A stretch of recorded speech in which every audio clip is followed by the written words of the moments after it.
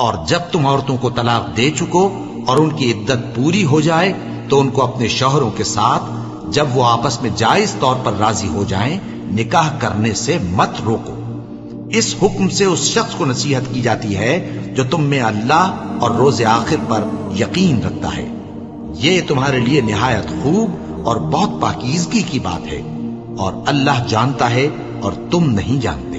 اور مائیں اپنے بچوں کو پورے 2 سال دودھ پلائیں، یہ حکم اس شخص کے لیے ہے جو پوری مدت تک دودھ پلوانا چاہے، اور دودھ پلانے والی ماؤں کا کھانا اور کپڑا دستور کے مطابق باپ کے ذمے ہوگا۔ کسی شخص کو اس کی طاقت سے زیادہ تکلیف نہیں دی جاتی، تو یاد رکھو کہ نہ تو ماں کو اس کے بچے کے سبب نقصان پہنچایا جائے اور نہ باپ کو اس کی اولاد کی وجہ سے نقصان پہنچایا جائے، اور اسی طرح نان و نفقہ بچے کے وارث کے ذمے ہے۔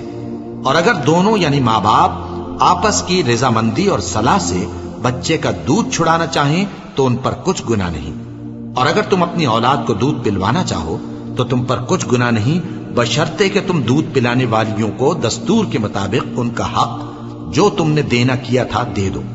اور اللہ سے ڈرتے رہو اور جان رکھو کہ جو کچھ تم کرتے ہو اللہ اس کو دیکھ رہا ہے۔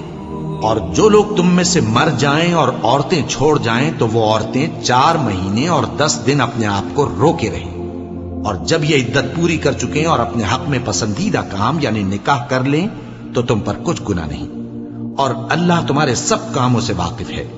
اگر تم اشارے کنائے میں عورتوں کو نکاح کا پیغام بھیجو یا نکاح کی خواہش کو اپنے دلوں میں مخفی رکھو تو تم پر کچھ گناہ نہیں۔ اللہ کو معلوم ہے کہ تم ان سے نکاح کا ذکر کرو گے، مگر ایام عدت میں اس کے سوا کے دستور کے مطابق کوئی بات کہہ دو، پوشیدہ طور پر ان سے قول و قرار نہ کرنا، اور جب تک عدت پوری نہ ہو لے نکاح کا پختہ ارادہ نہ کرنا۔